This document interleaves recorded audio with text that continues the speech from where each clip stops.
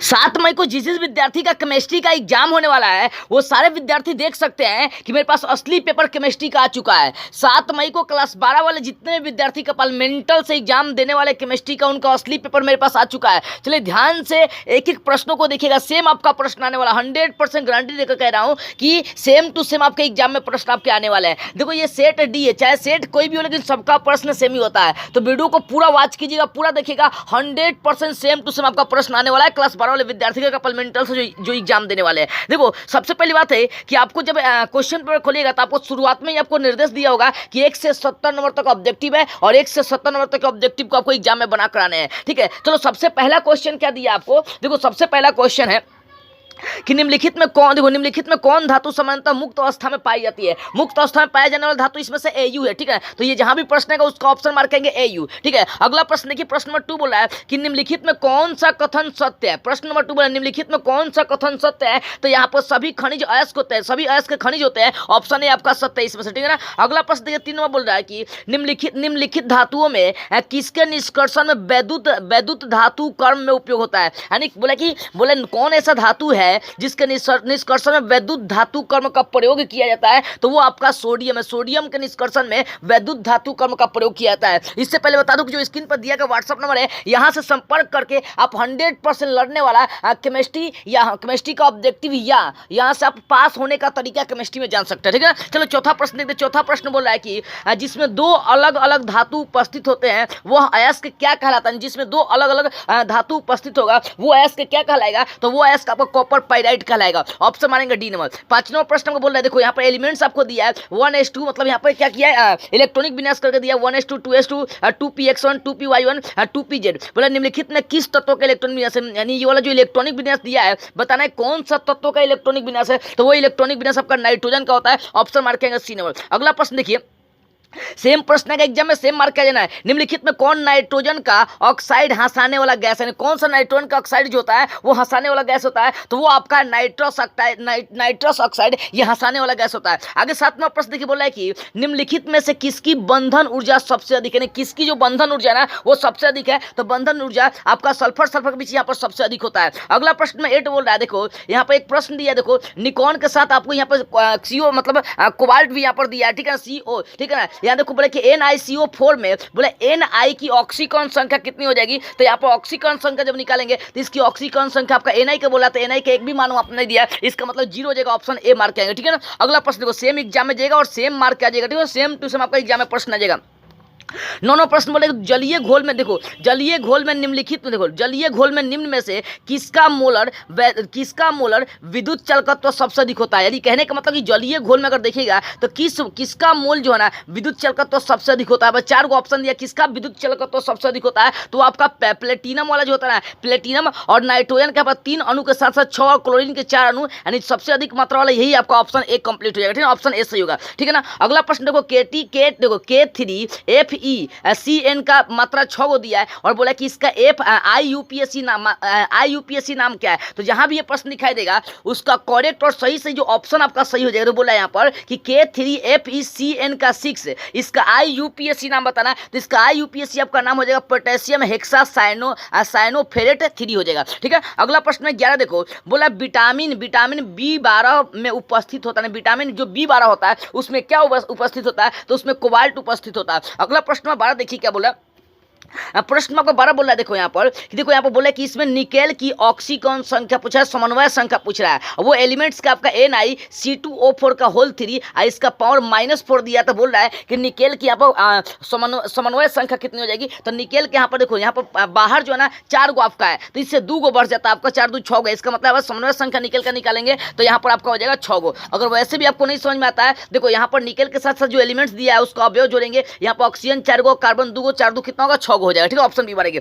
अगला प्रश्न देखिए बोला है यहाँ पर देखो एक यौगिक दिया है, वो CH3 CH और CH2 CH3 और CH2Cl बोला, इसका IUPAC आपको नाम पूछा कि इसका IUPAC नाम क्या होगा, तो तेरे का करेक्ट ऑप्शन आपका सी नंबर हो जाएगा 1 क्लोरो, देखो 1 क्लोरो, एक नंबर आपका क्लोरो आ रहा है। ठीक है ना, 1 क्लोरो 3 मेथिल ब्यूटेन हो जाएगा आपका। ठीक है, ऑप्शन मार्क करेंगे यहाँ पर सी नंबर। अगला प्रश्न में देखो 14 बोल रहा है, देखो यहाँ पर C2H5Br + NaOH। ठीक है ना, देखो प्रश्न को मस्तिष्क में बैठाना, सेम आएगा एग्जाम में सेम मार्क किया जाना है। C2H5OH प्लस में NaBr बोला निम्नलिखित में से किस प्रकार का अभिक्रिया, जो अभिक्रिया ये दिया हुआ है वो किस प्रकार की अभिक्रिया है, तो वो अभिक्रिया आपका नाभिक से नहीं विस्थापन अभिक्रिया, ऑप्शन मार्क आएंगे बी नंबर। ठीक है, अगला प्रश्न देखो सेम प्रश्न आएगा एग्जाम में सेम मार्क आएगा। बोला कि निम्नलिखित, देखो प्रश्न में बोला 14 नंबर 15 नंबर कि निम्नलिखित में कौन ऑर्थोफॉस्फोरिक अम्ल का अणुसूत्र है, ऑर्थोफॉस्फोरिक अम्ल का अणुसूत्र कौन है, तो आपका H3PO4 है। अगला प्रश्न में 16 देखिए, बोला कि देखो XeF4 की संरचना कैसी होती है, XeF4 की संरचना कैसी होती है, तो 16 का मानेगा सी वर्ग तलीय होती है। ठीक है ना, वर्ग तलीय, क्योंकि यहाँ पर 4 गो है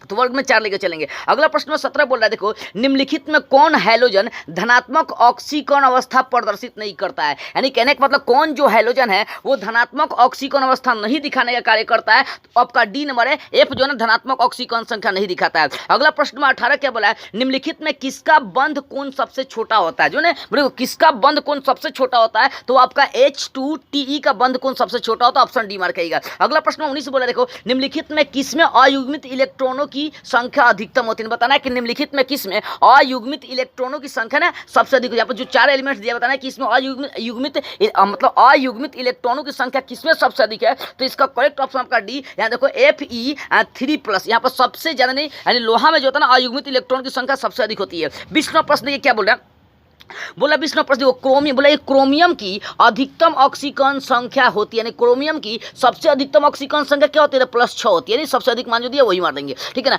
आगे आप बोले कॉपर का देखो ऑक्सीकरण संख्या +2 दिया, तो बोले आयन में उपस्थित, यानी इसका मतलब कॉपर में उपस्थित अयुग्मित इलेक्ट्रॉनों की संख्या बताना है, तो कॉपर में अयुग्मित इलेक्ट्रॉनों की संख्या 1 होती है, ऑप्शन मार्क आएंगे बी नंबर। आगे बोला कि देखो समप्रासरी विलयन डॉट के बराबर होता है, समप्रासरी जो विलयन होता है वो किसके बराबर होता है, तो वो मोलर सांद्रण के बराबर, तो ऑप्शन डी मार्क आएंगे। 23वां प्रश्न आपसे बोला है कि HCl और H2A के एजियोट्रॉपिक मिश्रण में क्या रहता है, यानी कहने का मतलब HCl यानी हाइड्रोक्लोरिक अम्ल और H2O के एजियोट्रॉपिक जो मिश्रण होता है बताना है कि उसमें क्या क्या रहता है, तो उसमें आपका 22.2% HCl रहता है, ऑप्शन मार्क आएंगे सी नंबर। आगे 24वां प्रश्न बोले देखो 96,500 कूलम का विद्युत आवेश CuSO4 के विलयन से मुक्त करता है, 96,500 जो कूलम होता है वो आपको विद्युत आवेश में CuSO4 में कितना विलयन मुक्त करता है, कितना तांबा मुक्त करता है, आपको ये बताना है। चलो 24 का करेक्ट आपका ऑप्शन हो जाएगा वी नंबर 31.76 ग्राम तांबा। ठीक है, जहां भी ये प्रश्न आएगा क्योंकि कॉपर का जो है 63.5 के आसपास जो होता है ना इसका परमाणु भार होता है, तो 2 से भाग लगाएंगे तो ही आपका आ जाएगा 31.76 ग्राम तांबा हो जाएगा। ठीक है ना, ऑप्शन आएगा बी नंबर।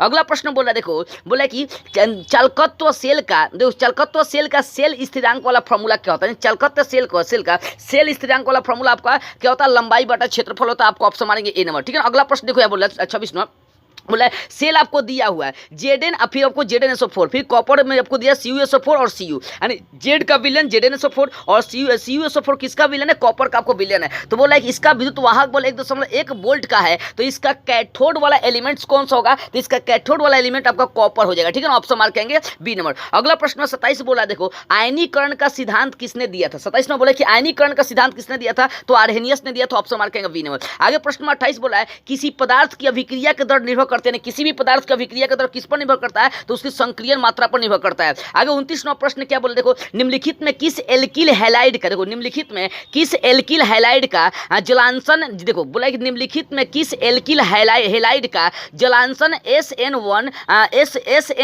अभिक्रिया के द्वारा होता है, बोला कि कौन ऐसा इसमें अभिक्रिया है, मतलब निम्नलिखित में किस एल्किल हैलाइड का जलांशन, कौन सा इसमें एल्किल हैलाइड है जिसका जलांशन जो है ना आपको SN1 अभिक्रिया के द्वारा होता है, तो इसका करेक्ट ऑप्शन आपका डी नंबर हो जाएगा CH3 और CX हो जाएगा, आपको ऑप्शन मार्क करेंगे डी नंबर। अगर 30वां प्रश्न क्या बोले, देखो क्लोरोफॉर्म जिंक और जल, देखो क्लोरोफॉर्म जिंक और जल के द्वारा अवकरण से बनाता है, कहने का मतलब क्लोरोफॉर्म जो है ना जिंक और जल का अवकरण के माध्यम से क्या बनाता है, तो 30 का करेक्ट ऑप्शन मार्क करेंगे डी नंबर, मेथेन मार्क करेंगे। ठीक है, अगला प्रश्न में जो 31 से देखिए बोला है कि जब एथिल ब्रोमाइड की अभिक्रिया शुष्क सिल्वर ऑक्साइड से कराई जाती है तो क्या बनता है, यानी कहने का मतलब कि जब एथिल ब्रोमाइड की जो अभिक्रिया है सिल्वर ऑक्साइड के साथ कराएंगे तो क्या बनने का कार्य करेगा, तो उस कंडीशन में आपका बनेगा डाई एथिल ईथर बनेगा, ऑप्शन मार्क करेंगे ए नंबर। ठीक है, अगला प्रश्न में जो 32 बोला है, देखो ल्यूकास अभिकर्मक है, जो ल्यूकास अभिकर्मक है वो क्या है, तो वो आपका है अनाद्र ZnCl2 एवं सांद्र आपका HCl, ऑप्शन बी मार लेंगे। ठीक है ना, अगला प्रश्न देखिए 33वां प्रश्न बोल रहा है, 33वां प्रश्न में देखो ब्यूटेन 2 ऑल है, यानी ब्यूटेन 2 ऑल क्या है ये बताना है। ठीक है ना, तो ब्यूटेन 2 ऑल जो है ना 33 बोला ब्यूटेन 2 ऑल क्या है, तो 33 का करेक्ट ऑप्शन मार्क करेंगे बी नंबर, सेकेंडरी एल्कोहल है। ब्यूटेन 2 ऑल क्या आपका, तो वो सेकेंडरी एल्कोहल है। ठीक है, अगला प्रश्न देखते हैं 34वां प्रश्न बोला है कि निम्नलिखित में से कौन टर्शियरी एल्कोहल है। चार आपको ऑप्शन दिया है, बताना इसमें से कौन टर्शियरी एल्कोहल है। तो 34 का सही से करेक्ट आपका ऑप्शन हो जाएगा बी नंबर हो जाएगा ये वाला। देखो CH3 CH2 मतलब यहाँ पर एल्कोहल भी होना चाहिए, 3 को यहाँ पर CH3 आपका, तो टर्शियरी एल्कोहल यही होगा, ऑप्शन मारेंगे बी नंबर। ठीक है, अगला प्रश्न 35 क्या कह वो देखिए, सेम टू सेम आपके एग्जाम में प्रश्न वाला सेम मार्क आ जाएगा। ठीक है, देखो यहाँ पर बोला है कि देखो CH3 और फिर C और CH2OH का IUPAC आपका नाम पूछ रहा है कि IUPAC नाम क्या हो जाएगा। तो इसका IUPAC नाम आपका इसमें ऑप्शन ए और डी ये दोनों सही हो जाए। मतलब अगर देखी जाए ए और जो ऑप्शन आपका है, मतलब इनमें जो बोला कि इसका IUPAC नाम 2 मेथिल प्रोपेन नहीं 2 मेथिल आपका ऑप्शन ए कंप्लीट हो जाएगा, ऑप्शन ए मार्क आएगा। ठीक है ना, ऑप्शन ए मारेगा। 3 नंबर प्रश्न आपको बोला है एसिटिक अम्ल निम्नलिखित में से किसके साथ एसिटाइल क्लोराइड नहीं बनाता। जो एसिटिक अम्ल है वो किसके साथ एसिटाइल क्लोराइड नहीं बनाने का कार्य करता है, तो वो आपको ऑप्शन क्लोरीन के साथ नहीं बनाता है, Cl2 के साथ। ठीक है ना, अगला 37 नंबर प्रश्न आपको बोला है कि देखो एसिटामाइड होता है, एसिटामाइड क्या होता है, तो एसिटामाइड उदासीन होता है, ऑप्शन मार्क करेंगे डी नंबर। आगे प्रश्न नंबर 38 देखते हैं। प्रश्न में आपका 38 कह रहा है, देखो यहाँ पे एक मतलब क्या किया आपको रिएक्शंस दिया हुआ है, यहाँ पर देखना यहाँ पर एक यौगिक दिया हुआ है CH3 और NH2 मतलब अमोनिया का यहाँ पर मात्रा का आपको दिया बताया कि ये क्या है, कौन सा एमीन आपको ये बताना है। ठीक है ना, तो 38 का जो करेक्ट ऑप्शन मार्केंगे ए नंबर, ये प्राइमरी एमीन है, ऑप्शन मारेंगे ए नंबर। ठीक है, अगला प्रश्न जो 39 बोला वो देखिए, बोल रहा है 39 नंबर, देखो मेथिल एमीन को क्लोरोफॉर्म और एल्कोहलीय KOH के साथ गर्म करने पर बनता है। ठीक है ना, मेथिल एमीन को क्लोरोफॉर्म एवं एल्कोहलीय KOH के साथ गर्म करने पर क्या बनता है, तो 39 का सही और करेक्ट ऑप्शन आपका हो जाएगा CH3NH बनेगा। ठीक है ना, ऑप्शन मारेंगे डी नंबर। अगला प्रश्न 40 बोला निम्नलिखित में सबसे सर्वाधिक क्षारीय कौन है, यानी सबसे अधिक जो चार ऑप्शन है इसमें सबसे अधिक क्षारीय कौन है, तो इसमें सबसे अधिक क्षारीय आपका C2H5 का होल 2 और NH हो जाएगा, ऑप्शन मार्क करेंगे डी नंबर। अगला प्रश्न में देखिए क्या बोल रहा है, 41 नंबर प्रश्न बोला है प्रोटीन की हेलिकल संरचना निम्नलिखित में किसके द्वारा अस्थायी होता है, जो प्रोटीन होता है उसका हेलिकल संरचना किसके माध्यम से अस्थायी होता है, तो इसका मारेंगे डी नंबर, हाइड्रोजन बंधन से अस्थायी होता है, ऑप्शन डी मारेंगे। 42 नंबर प्रश्न क्या बोल रहा है, देखो निम्नलिखित में कौन कीटोहेक्सेज होता है, यानी बताना इनमें से कौन कीटोहेक्सेज है, तो 42 को ऑप्शन मारेंगे बी नंबर, फ्रैक्टोज मारेंगे, ऑप्शन बी हो जाएगा। आगे 43 नंबर जो प्रश्न है निम्नलिखित में से कौन प्रथम कोटि की अभिक्रिया नहीं, चार आपको ऑप्शन दिया है, बताने इनमें से कौन प्रथम कोटि की आपका अभिक्रिया नहीं है। 43 का मार्क करेंगे बी नंबर, ये वाला जो है प्रथम कोटि की अभिक्रिया आपका नहीं है। ठीक है ना, ऑप्शन ये वाला ऑप्शन बी मार्क करेंगे CH3COO C2H5 प्लस NaOH और साथ में ये वाला एलिमेंट बनेगा, ये प्रथम कोटि की अभिक्रिया नहीं, ऑप्शन बी मारेंगे। ठीक है, अगला प्रश्न में देखते हैं, सेम टू सेम आपके एग्जाम में प्रश्न आएगा, सेम मार्क आ जाएगा। 44वां प्रश्न देखते हैं, देखो बोला कि किसी द्वितीय कोटि की अभिक्रिया के वेग स्थिरांक की इकाई क्या होता है, मतलब द्वितीय कोटि की जो अभिक्रिया होता है उसके वेग स्थिरांक की इकाई पूछा जा रहा है, तो उसका वेग स्थिरांक की इकाई प्रति मोल देखो प्रति मोल लीटर प्रति सेकंड होता है, ऑप्शन मारेंगे सी नंबर। ठीक है, अगला प्रश्न में देखो 45 बोल रहा है किसी अभिक्रिया का वेग समीकरण dx/dt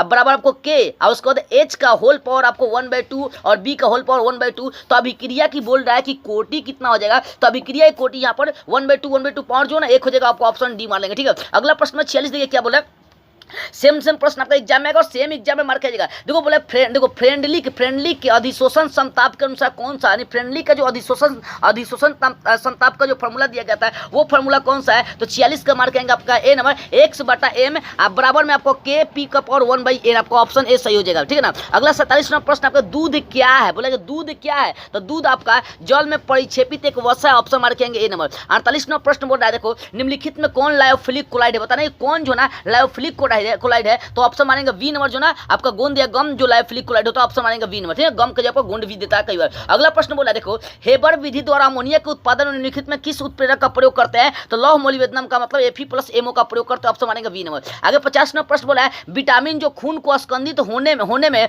मुख्य भूमिका निभाता है वो कौन सा होता है, मतलब जो खून को स्कंदित करने में भूमिका निभाता है वो कौन सा विटामिन होता है, तो वो विटामिन होता है आपका विटामिन के। अगला प्रश्न में देखिए क्या बोल रहा है कि देखो बोला कि क्लोरोएमिन टी क्या है, क्लोरोएमिन टी एक है, यानी क्लोरोएमिन टी जो है ना क्या है वो बताना है, तो क्लोरोएमिन जो टी है वो आपका देखो डिसइनफेक्टेड है, ऑप्शन मार लेंगे ए नंबर। ठीक है, अगला प्रश्न में देखो प्रश्न 52 प्रश्न नंबर 52 आपको बोला है कि देखो हाइड्रोजीन एक दवा है, हाइड्रोजीन एक दवा है जिसका उपयोग निम्नलिखित में से किसके इलाज में होता है। हाइड्रोजीन क्या है, एक दवा है, इसका उपयोग कहाँ करते हैं, तो इसका उपयोग जो है ना आप ट्यूबरकुलोसिस में करते हैं, ऑप्शन मारेंगे डी नंबर। ठीक है, अगला प्रश्न में देखो 53 बोल रहा है निम्नलिखित में कौन एक एल्काइड एल्काइड है, यानी बोला कि कौन एक एल्काइड है। 4 ऑप्शन दिए, बताना इनमें से कौन एल्काइड है, तो इसमें आपका एल्काइड ऑप्शन डी, इनमें से सभी जो ऑप्शन दिए वो चारों का चारों एल्काइड है। आगे 54 नंबर प्रश्न आपको बोल रहा है कि निम्नलिखित में कौन प्राकृतिक रबर है, तो यहां पर देखो आइसोप्रीन जो है ना आपका प्राकृतिक रबर, ऑप्शन ए मारेंगे। अगला प्रश्न देखिए, सेम आपको एग्जाम में प्रश्न आएगा, सेम मार लीजिएगा। देखो बोला कि एक कच्चा पदार्थ जो नायलॉन बनाने में प्रयुक्त होता है वो कौन है। नायलॉन बनाने में मतलब कौन सा कच्चा पदार्थ का प्रयुक्त होता है, तो आपको ऑप्शन सी एफपीडी अम्ल हो जाएगा, ऑप्शन सी मार लीजिएगा। अगर प्रश्न नंबर 56 देखिए, देखो F2C और बराबर CF2, ठीक है ना, बोला निम्नलिखित में किसका मोनोमर है, यानी F2C और CF2 किसका मोनोमर है ये बताना है। तो 56 को हो जाएगा आपका ए नंबर, टेफ्लॉन हो जाएगा, ऑप्शन ए हो जाएगा। ठीक है, अगला प्रश्न 57 बोला है कि हीरा निम्नलिखित में किस प्रकार का रवा है। जो हीरा है ना वो किस प्रकार का रवा है, तो आपका सहसंयोजक रवा है, ऑप्शन मारेंगे बी नंबर। अगला प्रश्न देखिए, अगला प्रश्न में देखिए NaCl रवा की संरचना है, NaCl जो है ना उस रवा की संरचना कैसी होती है, तो उसकी संरचना आपका फलक केंद्रित घनाकार होती है, ऑप्शन मार के आएंगे बी नंबर। अगला प्रश्न में 59 बोल रहा है कि निम्नलिखित में कौन रवाहीन ठोस, यानी बताना है कौन जो है ना रवाहीन ठोस आपका है, तो 59 का मार के आएंगे आपका सही ऑप्शन डी, कांच जो होता है ना रवाहीन ठोस होता है। अगला प्रश्न में 60 बोल रहा है, देखो अष्टफलकीय रिक्ति, देखो अष्टफलकीय रिक्ति कितने गोलों से घिरी होता है। जो अष्टफलकीय रिक्ति होता है वो कितना गोला से घिरा होता है, तो 6 गोलों से घिरा होता है। अगला प्रश्न में 61 देखिए क्या बोला है, प्रश्न में 61 आपको बोल रहा है कि किसी विलयन के सांद्रण को व्यक्त करने का कौन सा तरीका तापक्रम पर निर्भर नहीं करता है, यानी किसी विलयन के सांद्रण को व्यक्त करने का कौन सा तरीका तापक्रम पर निर्भर नहीं करता है, तो 61 का मार्क आएंगे डी नंबर, मोललता, ऑप्शन मारेंगे डी नंबर। अगला प्रश्न में 62 देखिए बोल रहा है कि निम्नलिखित में कौन राउल्ट नियम से धनात्मक विचलन प्रदर्शित करता है, तो 62 का मारेंगे सी नंबर, CHCl3 और C2H5OH जो ना ये धनात्मक विचलन प्रदर्शित करता है, ऑप्शन सी मारेंगे। आगे प्रश्न में देखो 63 बोला है, देखो किसी विलयन के प्रासरणी दाब को निम्नलिखित में से किस समीकरण के द्वारा व्यक्त करते हैं, प्रासरणी दाब का कौन सा फॉर्मूला होता है, तो 63 का यहाँ पर ऑप्शन मारेंगे बी नंबर, पाई/C RT बराबर RT हो जाएगा, ऑप्शन बी हो जाएगा। ठीक है ना, अगला प्रश्न ये क्या बोल रहा है, 64 नंबर प्रश्न का बोल रहा है कि निम्नलिखित में किसकी अभिक्रिया एल्किल हाइलाइड से कराने पर ईथर बनता है, किसकी अभिक्रिया एल्किल हाइलाइड से कराएंगे तो आपका ईथर बन जाएगा, तो वो हो जाएगा आपका शुष्क Ag2O। ठीक है ना, ऑप्शन ए हो जाएगा। अगला प्रश्न 65 बोल रहा है, देखो यहाँ पर 65 नंबर प्रश्न देखिए समझिए, 65 नंबर प्रश्न आपका कह रहा है, यहाँ पर IUPAC नाम पूछ रहा है, CH3O CH2 और CH दिया थी ना, तो बोला कि इसका IUPAC नाम क्या हो जाएगा, तो इसका IUPAC अगर नाम निकालेंगे तो आपको ऑप्शन बी नंबर कंप्लीट हो जाएगा, 3 हाइड्रोक्सी ब्यूटेनॉल हो जाएगा, आपको ऑप्शन से हो जाएगा बी नंबर। अगला प्रश्न देखिए 66 नंबर प्रश्न बोला, फार्मेलिन का व्यापारिक नाम क्या, जो फार्मेलिन है ना उसका व्यापारिक नाम क्या है, तो उसका व्यापारिक नाम होगा 40% मेथेनॉल का जलीय घोल, ऑप्शन सी मार लेंगे। अगर 67 नंबर प्रश्न देखिए बोल रहा है कि देखो बोला कि एक एल्डिहाइड के ऑक्सीकरण से प्राप्त होता है, जो एक एल्डिहाइड होता है उसके ऑक्सीकरण से क्या प्राप्त होता है, तो एक अम्ल प्राप्त होता है, ऑप्शन मार के डी नंबर। 68 नंबर प्रश्न बोले देखो क्लोरेटोन बोले क्लोरोटेन से बनता है, जब क्लोरोफॉर्म की अभिक्रिया होती है, बोले क्लोरोटेन से बनता है, बोले क्लोरेटोन से बनता है जब क्लोरोफॉर्म की अभिक्रिया होती है, मतलब करेंगे क्लोरोफॉर्म की अभिक्रिया होती है तो क्लोरोटेन से क्या बनता है, तो यहाँ पर मार के आएंगे सी नंबर, एसीटोन बनता है, ऑप्शन सी हो जाएगा। अगर 69 नंबर प्रश्न आपसे बोल रहा है, देखो संतृप्त मोनोकार्बोसिलिक अम्लों का सामान्य सूत्र क्या होता है, जो संतृप्त मोनोकार्बोसिलिक अम्ल होता है उसका सामान्य सूत्र क्या होता है, तो उसका सामान्य सूत्र आपका ऑप्शन सी बनेगा, CnH2nO2 हो जाएगा, ऑप्शन सी हो जाएगा। ठीक है, अगला प्रश्न में 70 आपसे बोल रहा है, देखो फार्मिक अम्ल एवं फॉर्मल्डिहाइड को निम्नलिखित में से किसके द्वारा विभेद किया जा सकता है, फार्मिक अम्ल और फॉर्मल्डिहाइड को किसके द्वारा अंतर किया जा सकता है, तो वो आपका हो जाएगा सोडियम बाइकार्बोनेट के माध्यम से उसमें अंतर विभेद किया जा सकता है। तो इस प्रकार से मैंने केमिस्ट्री का 70 ऑब्जेक्टिव करा दिया, और ये 70 नंबर का जो आपका एग्जाम होता है सेम टू सेम ही आपका एग्जाम में प्रश्न आने वाला है, और स्क्रीन पर दिए गए व्हाट्सएप नंबर से संपर्क करके आप 100% पास होने का केमिस्ट्री में तरीका जान सकते हैं।